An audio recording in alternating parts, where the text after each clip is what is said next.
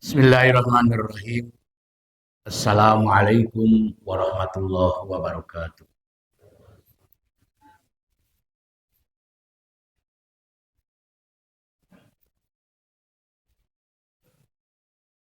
Hamdan liman qala fi kitabihil karim wa huwa asdaqul qailin. A'udzu billahi minasy syaithanir rajim.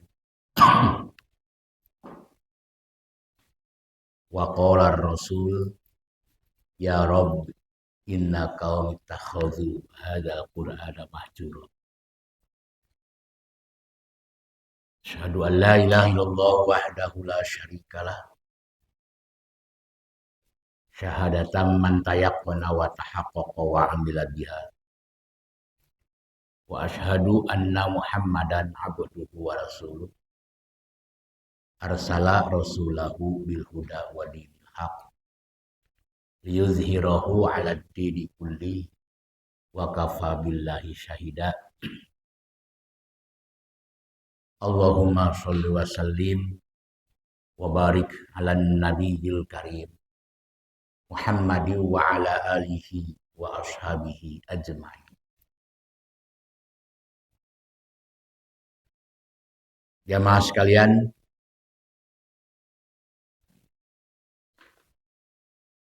ada apa dengan Al-Furqan ayat 30?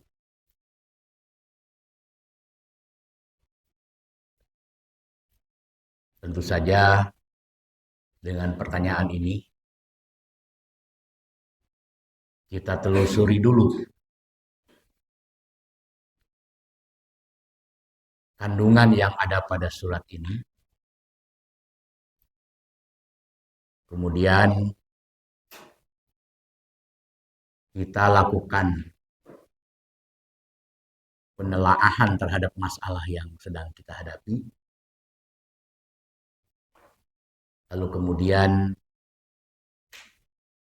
kita harus menentukan pilihan mau berdiri di mana pada posisi sekarang ini.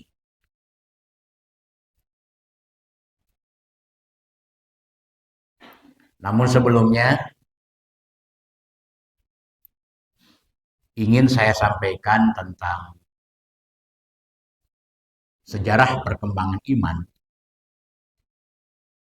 Biasanya orang penelitiannya sejarah perkembangan Islam. Padahal baik buruknya perkembangan Islam sebetulnya memiliki keterkaitan erat dengan tumbuh kembangnya iman. Ya. Kalau iman menurun, sejarah perkembangan Islam menurun. Kalau imannya naik, sejarah perkembangan Islam juga ikut naik. Jadi sebetulnya konteksnya ada di sejarah perkembangan iman sebetulnya. Tapi data-data tentang kondisi Islam memang harus kita miliki sebagai bahan evaluasi. Ya. Sehingga kita tidak hanya menyalahkan satu perkembangan, tapi sekaligus menawarkan solusi. Jadi orang mah kudu dibiasakan, tong gampang nyalahkan. Tapi kalaupun mau kita evaluasi, kita sudah menyiapkan solusi. Itu budaya-budaya yang diwariskan oleh Nabi seperti itu. Dan itu akhlak Islam. Tidak gampang menyalahkan, tapi kalaupun menyalahkan, dia sudah bisa menawarkan solusi. Karena walau bagaimanapun ya, yang namanya mukmin, benar katakan benar, salah katakan salah. Itu ciri mukmin. Jadi itu yang harus dipahami oleh kita. Nah, oleh karena itu jamaah rahimakumullah, yang ingin saya pahamkan terlebih dahulu adalah tentang sirkulasi iman kita. Ya. Tentang sirkulasi iman kita. Sirkulasi iman kita itu sama dengan sirkulasi darah yang ada di tubuh kita. Ya. Sekali lagi, sirkulasi iman itu sama dengan sirkulasi darah yang ada di tubuh kita. Makanya iman kita itu seperti proses berjalannya darah kita di setiap jaringan-jaringan saraf-saraf kita, di seluruh peredaran darah kita itu. terjadinya penyegaran darah ataupun darah kurang segar tergantung asupan. Kalau asupannya baik, maka peredaran darah lancar. Kalau asupannya jelek, akan ada penyumbatan-penyumbatan di peredaran darah. Nah, kalau terjadi penyumbatan di peredaran darah, itu akan sangat besar kemungkinan timbul penyakit di lokasi tertentu di bagian tubuh kita. Oleh karena itu, wanzur ila to'amika, perhatikanlah cara makanmu. Jadi Allah menurunkan wahyu khusus barang nyatu. Yang kedua, ya. Jadi Allah menurunkan wahyu khusus barang nyatu alias makan-makan. Kata Allah, wanzur, perhatikan ila ta'amika, apa yang akan kamu makan. Sehingga konsep makan saja itu perlu diperhatikan oleh mukmin.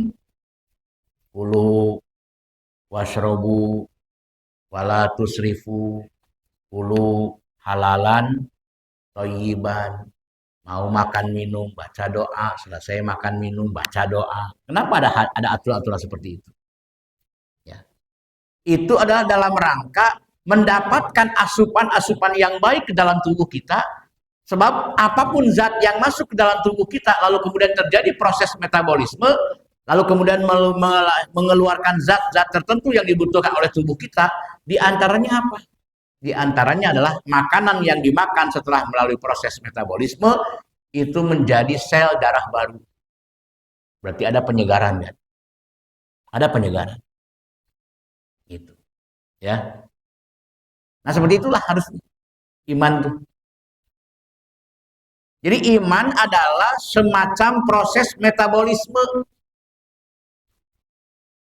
yang memasukkan zat-zat makanan tertentu ke dalam tubuh, lalu diolah, diproses menjadi darah, menjadi sperma, dan kemudian sisanya yang tidak lagi dibutuhkan oleh tubuh kita dibuang lewat lubang belakang. Itu yang namanya sisi metabolisme. Jadi iman itu sama seperti sistem metabolisme. Iman itu sama seperti sistem metabolisme. Memasukkan zat-zat yang diperlukan oleh tubuh, itu namanya sami'nya. Sami'na. Mau mendengarkan tausiah, nasihat, masukan, ilmu, ajaran, mau kolbu menerima masukan itu. Nah, itulah yang disebut kolbu memerlukan zat-zat yang diperlukan, yaitu ilmu. Karena fitrah kolbu adalah maqamu ilmin, wadah untuk menerima ilmu. Itu fitrahnya. Nah, ketika masuk ke dalam kolbu, sama seperti zat-zat makanan, masuk ke dalam tubuh kita, lalu diproses, diolah. Sebahagian menjadi sel darah baru, sehingga dalam darah kita ada penyegaran. Sebahagian menjadi sperma, sehingga di dalam tubuh kita ada stok sperma. Sebahagian dibuang, karena itu sudah tidak lagi dibutuhkan oleh tubuh kita. Nah, seperti itu. Nah, orang yang beriman itu adalah semacam peredaran darah yang mendapatkan ilmu secara kontinu sehingga hidupnya terus-terusan optimis gitu. Sesulit apapun ekonomi yang menimpa dirinya, dia tetap bisa bangun, bisa bangkit. Kenapa kita waktu kecil jatuh bisa bangun lagi? Jatuh, nangis, bangun lagi anak kecil. Kita waktu kecil dilatih oleh Allah untuk bangun jatuh begitu. Jatuh kemudian bangun. Jatuh, bangun lagi. Ya. Cuman yang tidak dibenarkan itu jatuh bangun terus. Jatuh lagi.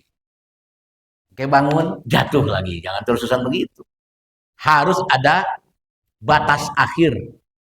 Ila ajalim musamma, sama seperti umur kita ada batas akhirnya, maka jatuh bangun itu juga harus ada batas akhirnya. Masa harus jatuh terus sampai tersungkur? Ada bangkitnya. Nah, yang bisa membangkitkan semangat hidup itu ilmu, kata Nabi. Al ilmu hayatul Islam wa imadul iman. Ya, Al ilmu hayatul Islam wa imadul iman.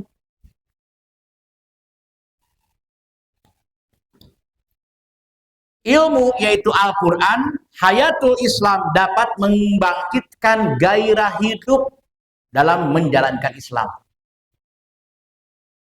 Jadi kalau sudah sering ngaji, anti lesu dalam segala hal. Tuh ya, kalau sudah ngaji nih. Kalau ngaji lesu, berarti hasil ngajinya nggak ada. Mungkin saja yasma'una mendengarkan, goiro musma'in, tapi tidak masuk. Nah jadi itu ya, jamaah rahimakumullah. Ilmu hayatul Islam, pembangkit gairah hidup dalam menjalankan Islam. Wa imadul iman, sekaligus penopang utama tegaknya iman. Kenapa? Karena tadi iman itu seperti peredaran darah manusia sehingga membutuhkan asupan-asupan. Zat apapun dibutuhkan oleh tubuh kita sehingga terjadilah sel darah baru. Sel darah lama yang sudah usang, yang sudah tidak dibutuhkan, itu akan dengan sendirinya keluar. Entah bagaimana cara proses keluarnya itu. Jadi kotorankah, melalui keringatkah, melalui daki-kah, atau melalui kencing, atau melalui BAB. Itu akan dikeluarkan dengan sendirinya. Nah, maka harus intensif asupan-asupan Quran sebagai nutrisi hidup kita sehingga iman Islam dalam kondisi bergairah. Karena ngaji semangat, karena tahajud semangat, karena saum semangat, karena taklim semangat, karena membangun komunitas yang ruhama penuh semangat. Nah itu ya, kalau punya ilmu seperti itu. Kenapa harus selalu ada asupan-asupan baru? Ada sebuah hadis Nabi yang diriwayatkan oleh Imam Hakim. Innal imana la yakhluqu fi jawfi ahadikum.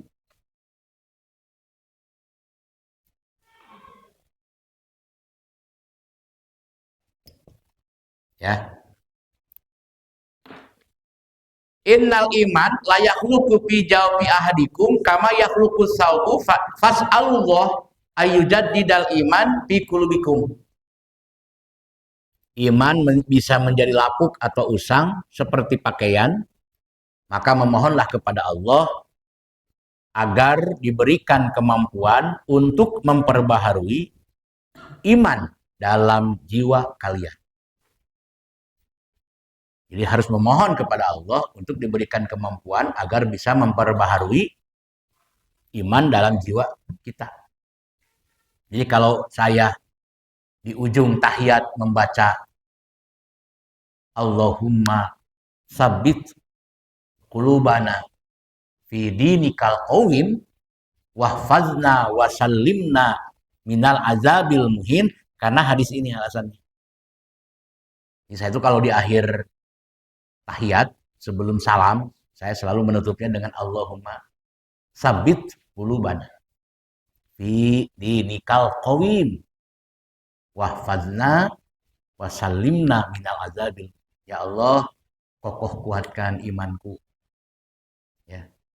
Selamatkan, jangan sampai menurun. Itu. Tegak lurus dalam kebenaran ajaran. Kira-kira seperti itulah yang terungkap dalam doa itu.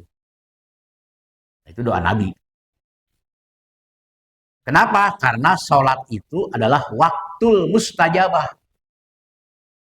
Sholat itu adalah waktu istijabah doa-doa.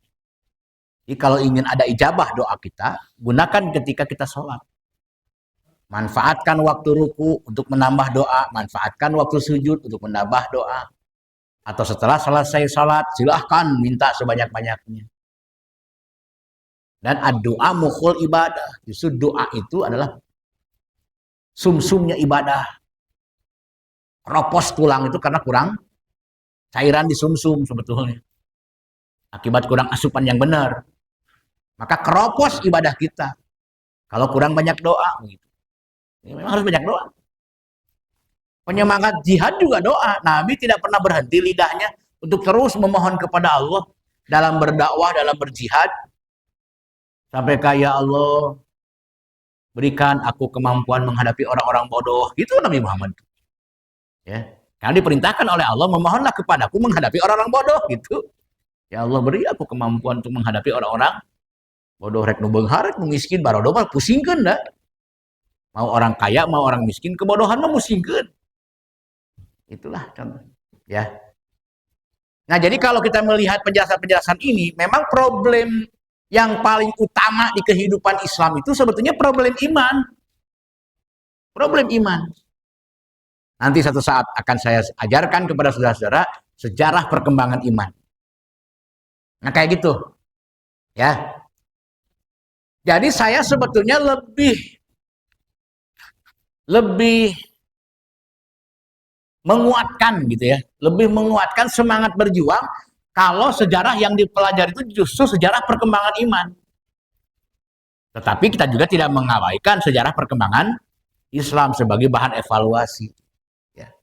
Tapi di sejarah perkembangan iman terjadinya naik turun iman dari fase ke fase, dari zaman ke zaman, itu akan sangat mempengaruhi warna Islam secara dunia. Ya. Politik, ekonomi, sosial, penuh warna.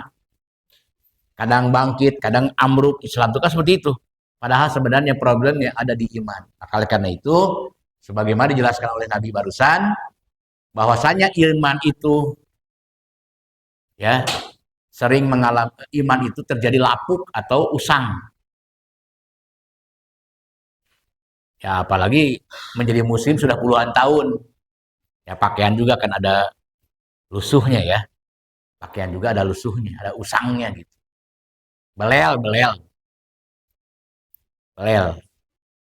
Ya, bahkan ada satu ulama yang mengatakan kalau para ulamanya meninggal sehingga semakin kesini semakin langka para ulama, maka matinya satu ulama sama dengan robeknya satu bagian di baju kita.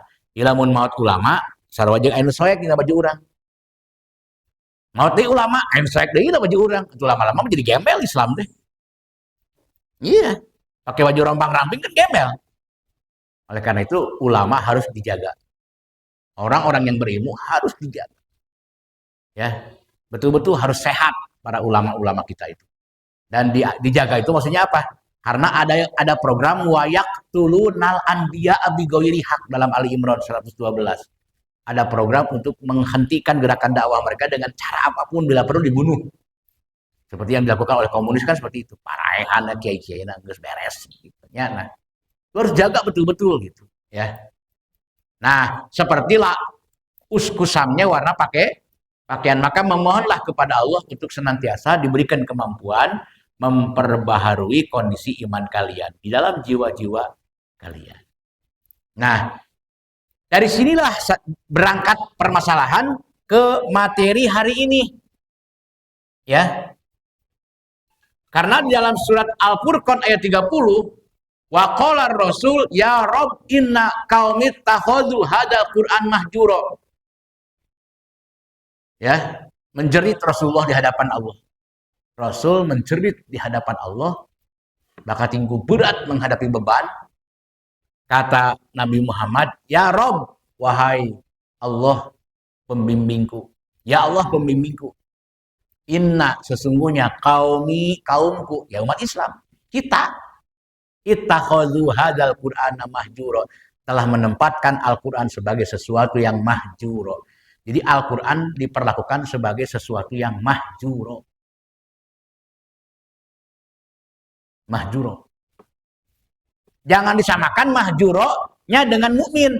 Kalau mahjuranya mukmin itu positif. Seperti dalam surat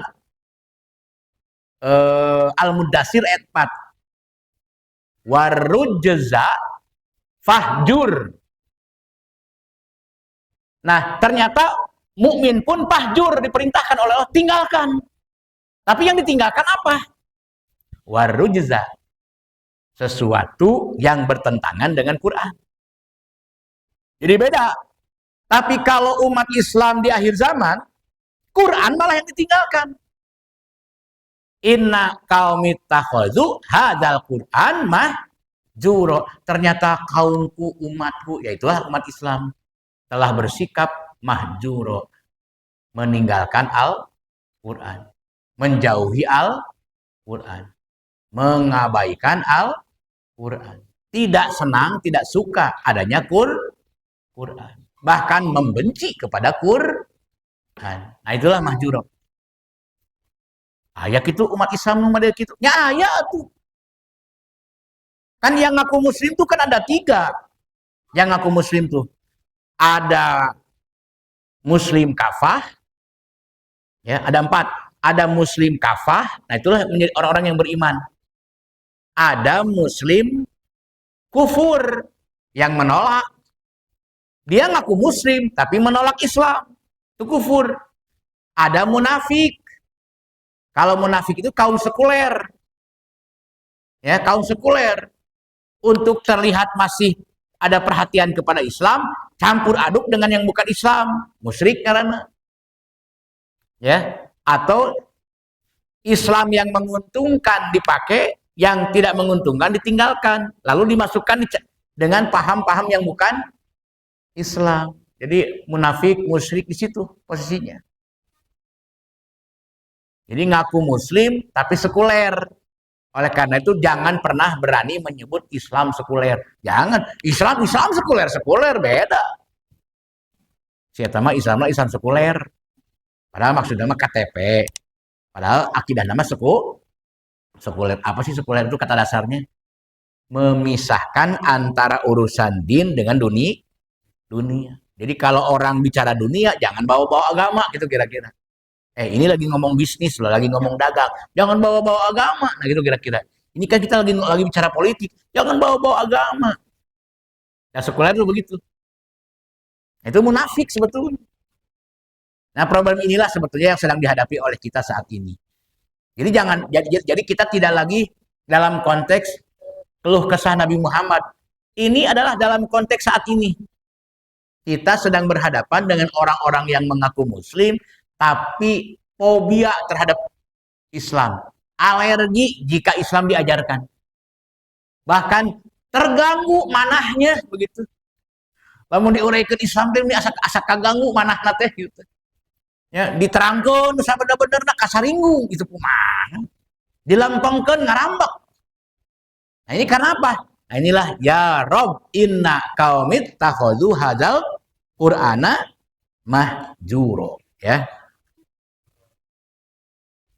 Tulis,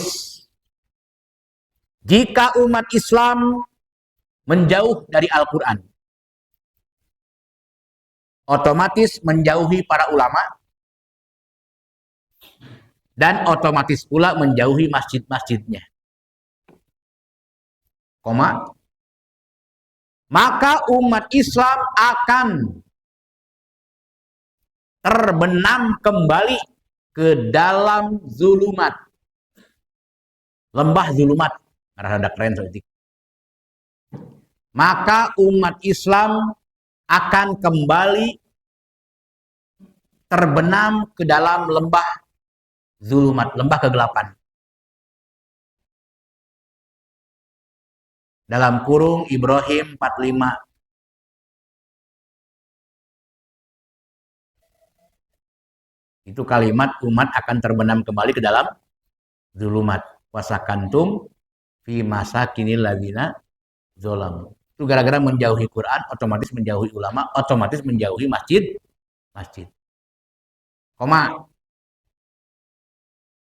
Dan akan mengalami pula desakralisasi. Dan akan mengalami pula desakralisasi.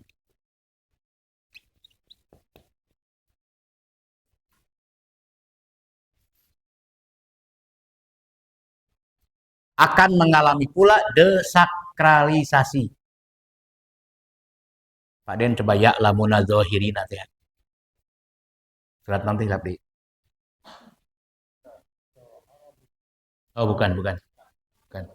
Arum ya. Ayat 7 benar. Arum ayat 7. Jadi ingat ini. Ya. Arum ayat 7. Nah, seperti itu. Jadi dalam Ar-Rum ayat 7 itu adalah yang dimaksud mereka itu tahu Islamnya hanya permukaannya saja. Sehingga sholat tanpa paham untuk apa sholat, saum tanpa ngerti untuk apa saum. Bahkan banyak sendi-sendi peribadahan yang ditinggalkan. Urang mah kalakah memperdebatkan Senin Kemis teh hadisna doib. Terus pugu aya hadisna mah ya ngadoibkeun hadis Senin Kemis kumaha ieu. Ngedul we embung Senin Kemis pugu. Padahal sudah jelas-jelas itu kuat hadisnya. Nah inilah kalau memahami hadis tanpa sejarah juga begitu. Padahal sejarah saum Ayyamul Bidhi dari sejarah Nabi Ibrahim. Sejarah saum Senin Kemis dari sejarah Nabi Musa.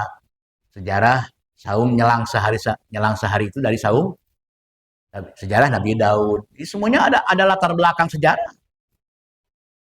Ada miwaro itil kal hawadisnya sebetulnya. Semua juga gitu.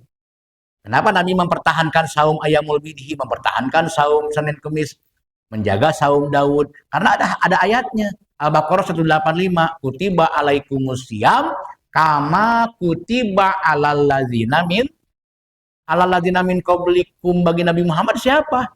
Nabi Daud, Nabi Musa, Nabi Ibrahim. Nah, saum-saum beliau-beliau inilah yang oleh Nabi Muhammad dipertahankan sampai akhir hayat.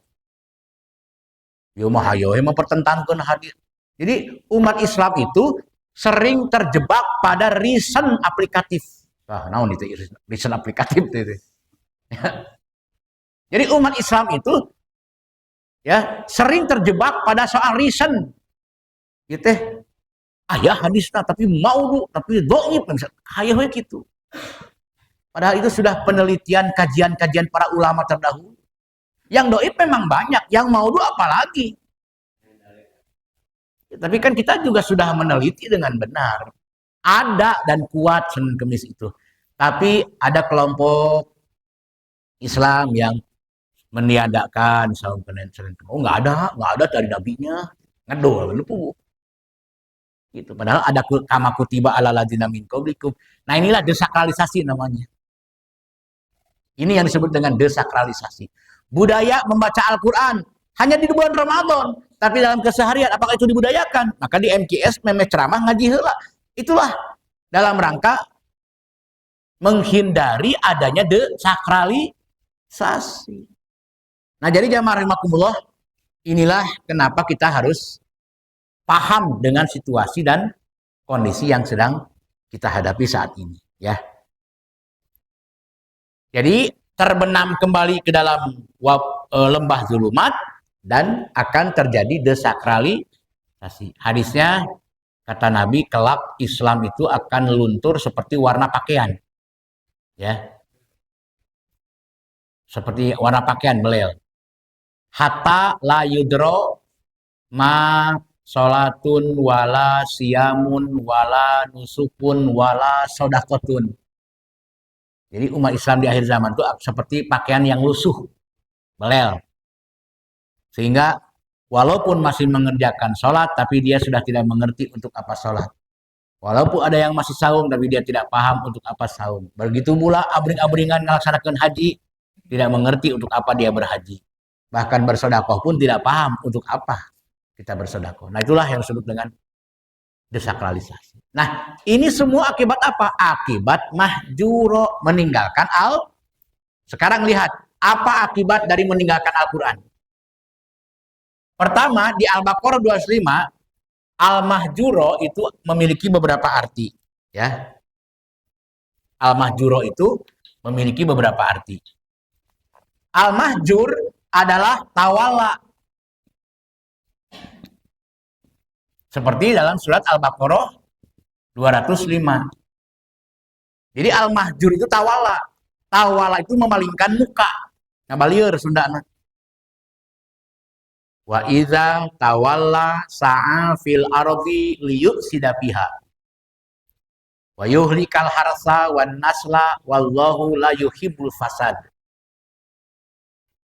Ketika yang mengaku muslim memalingkan muka dari ajaranku, maka akan tampak perilaku mereka menimbulkan banyak kerusakan di muka bumi. Jadi munculnya perilaku-perilaku ngaruksak di bumi itu karena tawala. Mereka sudah tidak mau menghadapkan wajah kepada ajaran, melainkan wajahnya dipalingkan ke ajaran yang lain. Ya rusak lah. Rusak. Nah, inilah yang pertama. Al-Baqarah 205 tawalla. Sa'apil ardi liyub sidapiha wa yuhlikar halsawan nasla. Akan timbul kerusakan, kehancuran, sehingga hancurnya budaya manusia membawa akibat hancurnya sumber daya alam juga. Kemudian Al-An'am 44-45. Mahjuro dalam surat Al-An'am 44-45 itu adalah nasu mazukkiru. Nasu mazukkiru. Melupakan apa yang Allah ajarkan. Artinya umat Islam telah kehilangan jati dirinya. Tidak sadar lagi kalau dia sebagai muslim. Hilang rasa tanggung jawabnya. Tidak mau melakukan sesuatu apapun untuk kepentingan agamanya. Ya kan seperti itulah. Nasu mazukiru. Ya, bahkan mendukung kebatilan. Nasu mazukiru bukan pengusung kebenaran, malah jadi pengusung kebatilan. Mimilu jeung bugarelo gitu loh menaina. Ya. Nah, kalau seperti ini sikap umat kata Allah, la fatahna alaihim barokatim minas sama'i wal ard. Fatahna alaihim, maaf salah. Bukan barokah. Fatahna alaihim abwaba kulli syai'in. Ternyata cara Allah memperlakukan orang-orang yang sudah kufur tidak langsung disiksa, kena azab, tidak. Tapi patahna alaihim abwaba kulli syai'in, akan Allah bukakan terlebih dahulu pintu-pintu kenikmatan dunia kepada mereka. Nggak langsung disiksa. Hatta iza farihu bima utu, sehingga ketika puncak kenikmatan dunia sudah mereka capai, bagtatan faizahum akhadnahum bagtatan faizahum mublisun. Allah tarik kembali, Allah cabut kembali nikmat dunia yang Allah berikan kepada mereka, dirubah diganti dengan azab yang menyedihkan. Itu di An'am. Bahkan berujung kepada waquti'a dabirul qaumal ladzina zalamu. Ya, dirubah menjadi bencana yang mengerikan. Itulah kehancuran. Kiamat. Ya kalau alam terus-terusan begini lama-lama proses kiamat makin dekat. Jadi jangan bicara soal kapan waktunya. Kata-kata kiamat sudah dekat dari hadis Nabi itu bukan berarti 1 abad, 2 abad, bukan. Tapi kiamat sudah dekat itu apabila indikasinya telah benar-benar rusak kehidupan umat manusia dan merusak sumber daya alam. Nah, sekarang dengan rusaknya umat manusia dan membawa akibat rusaknya sumber daya alam, itu tanda makin dekatnya kepada kiamat. Itu maksudnya. Tapi kapan ya? Allah alam. Bisa seabad lagi, bisa 2 abad lagi kiamat itu. Tapi yang pasti, kalau ada orang yang yujaddidu imanakum, kalau ada orang yang memperbaiki iman kalian, maka agenda kiamat diundur lagi. Jadi yang tadinya makin dekat, diundur dari kiamat. Itu ada hadisnya. Ya, ada hadisnya. Tuh. Ini ahammu bi ibadi azabi. Hadis kursi. Sesungguhnya aku sudah gemes cek Allah teh. Hayang geura nurunkeun azab. Ya Allah teh atuh. Leungeun teh Allah teh hayang geura nurunkeun azab. Ya, atau nunjuk ka malaikat Israfil, buru-buru lah tiup geus lah. Sangkakala kebergen ieu alam, hancurkeun. Geus hayang kitu kira-kira Allah lamun membaca hadis ini. Ini ahammu bi ibadi azabi. Sesungguhnya aku, kata Allah, ingin segera menurunkan azab kepada mereka. Kepada hamba-hambaku. Maka di Gusti Araliyat tengah warawai. Fa'anzuru. Tapi aku melihat, kata Allah, ila ammaril masajidi. Tapi aku melihat masih ada sekelompok kecil yang berkumpulnya orang-orang untuk memakmurkan masjid. Ya kayak kita. Allah akan mengerem amarah untuk segera menurunkan azab kalau ada majelis seperti ini yang memakmurkan saya pun gerakannya dari masjid ke masjid. Ini yang mengerem amarah Allah untuk segera menurunkan azab. Yang kedua, wajulasail Quran. Satu yang memakmurkan masjid, yang kedua julasail Quran. Majelis-majelis Quran. Tumbuh di mana-mana. Direm Allah mau turun. Atau orang yang bangun pada malam hari untuk mempelajari Al-Quran. Masih ada itu. Masih ada. Nah yang ketiga, wildanil Islam. Wah, wildanil Islam. Wildan adalah anak-anak remaja. Al-Islam yang tergerak untuk ngaji mempelajari ya kalau dulu mah pengajian remaja. Selama masih ada pengajian-pengajian remaja, Allah rem amarahnya. Selama masih ada yang memakmurkan masjid, selama masih ada majlis-majlis taklim, selama masih ada semangat anak-anak remaja untuk mempelajari Islam, maka pasaya kunu godobi, maka berhentilah amarahku, kata Allah begitu. Nah ini kan tidak. Nasu mazukiru. Udah nggak mau dekat, udah nggak mau membaca mempelajari Quran, udah nggak mau dekat dengan ulama, udah nggak mau ke masjid, ya sudah. Apa yang terjadi? Fatahna alaihim abwaaba kulli syai'in, akan kami bukakan semua pintu-pintu nikmat yang aku siapkan di dunia ini untuk mereka. Hatta iza farihu bima utu, ketika puncak nikmatnya telah diraih, akhaznahum bagtatan fa izahum mublisun, aku ambil kembali nikmat mereka sebagai konsekuensi atas pembangkangan mereka. Wakuti ada bidal kaumal ladzina zalamu, lalu dirubah diganti dengan bencana yang luar biasa hebatnya. Ya itulah gambaran kiamat. Iza zulzilatil ardu zilzalaha wa akhrajatil ardu asqalaha wa qalal insanu malaha yauma idzin tuhaddisu akhbar. Akan Allah guncangkan dunia ini. Bumi ini dengan guncangan yang amat sangat dahsyat. Ya. Manusia lari terbirit-birit ke sana kemari, enggak karu-karuan. Wa qalal insan, sambil bertanya-tanya, malaha. Orang Sukabumi, aya naon teh? Orang Jawa, ono opo iki. Ya. Orang India, tumhiho, kayak gitu nya. Ting bener ting teu.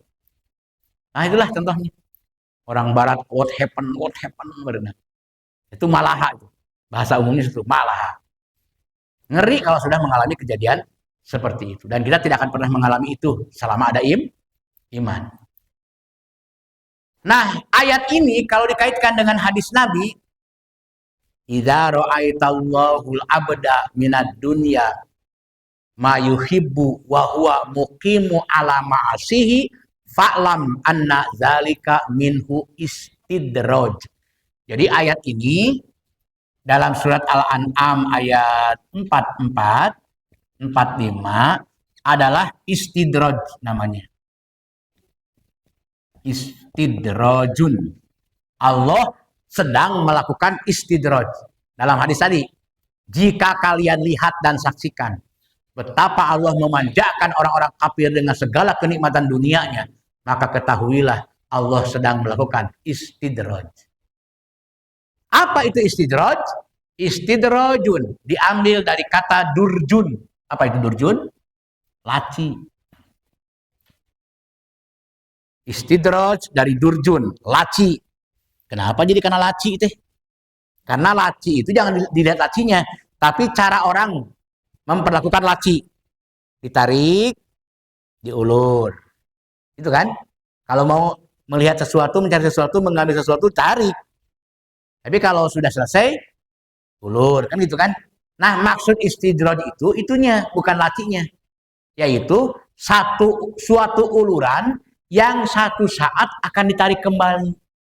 Itulah namanya Jadi istidraj adalah suatu uluran yang satu saat akan ditarik kembali. Kos main lang-layangan. Kalau layang-layang ingin terbang tinggi, maka kejet-kejetkeun terus diulur talina. Panjangan ngejauhan. Kejetkeun deui, ulurkeun deui, sehingga akhirnya layang-layang makin tinggi aing minang diulur mah jangan nepi ka beak golonganana sampai habis golongannya, benangnya. Ya akhirnya kalau sudah habis benangnya tarik kembali satu waktu. Ah, beres mentangna. Rek hujan euy. Ah, rek tarikh magrib, tarik kembali. Nah, itulah cara Allah melakukan istidraj kepada orang-orang kafir. Mau apa, hei orang-orang kafir, silahkan. Mau yang mana, monggo, kata Allah, Allah orang Jawa ya. Ya. Mau seberapa, mau sampai kapan, silahkan. Nah, kepada orang-orang yang ahli ngaji mah nggak begitu. Nggak begitu. Mas Yono mau berapa miliar satu bulan? Nggak begitu sama orang-orang yang beriman. Ya. Nah, ya. Beda kepada mukmin, wala nabluwannakum bisyai'in minal khaufi wal ju'i. Wah, ujung-ujungnya wabasyiris sabirin. Ujung-ujungnya kudu sabar menghadapi hidup ini penuh beban. Kepada orang kafir tidak, itulah istidraj. Allah ulurkan dulu kepada mereka apapun yang mereka inginkan dengan kenikmatan dunia. Minad dunya ma yuhibbu wa huwa muqimu ala ma'asihi. Muqimu ala ma'asihi itu kafirin namanya. Allah sodorkan kepada mereka, sok silakan. Hatta iza farihu bima utu akhadnahum baghtatan. Akhirnya satu saat karena sudah batas waktunya habis, Allah tarik kembali nikmat itu dan Allah ganti dengan siksaan yang menyedihkan. Itulah makanya lihat Qarun ditenggelamkan ke dalam bumi. Lihatlah Fir'aun ditenggelamkan ke dalam lautan. Lihatlah kaum Ad ditenggelamkan oleh air tsunami. Lihatlah bangsa Samud ditenggelamkan, dikubur hidup-hidup dengan kota-kotanya akibat gempa hebat luar biasa. Semua ditenggelamkan pada akhirnya. Kaum Nabi Lut, LGBT hancur, musnah, nggak ada sisa satu pun. Nah, itu ujung-ujungnya. Nah, kalau kita kan ujungnya bahagia. Walaupun sekarang ini kerang-kerung tiba-tiba boga duit, dan mah ujungnya bahagia tuh. Tak sok uban lamun teu boga duit entong wah. Boga duit juga ustadian seuri we, bergairah we gitu. Ya, tenang hirup itu masih kena panjang. Lengkah aya keneh gitu. Nah, ini poin yang pertama di materi ini. Masih ada lanjutan lagi seperti biasa. Part yang kedua dan yang ketiganya. Jadi kita akan fokus di 3 kali pertemuan tentang Al-Furqan ayat 30. Makin tidak hadir, makin penasaran kenapa gitu berenangnya. Demikian, semoga bermanfaat dan tidak ada pertanyaan. Cukup. Baik, Allahi tawakkalna wa ilaihil masir. Wassalamualaikum warahmatullahi wabarakatuh.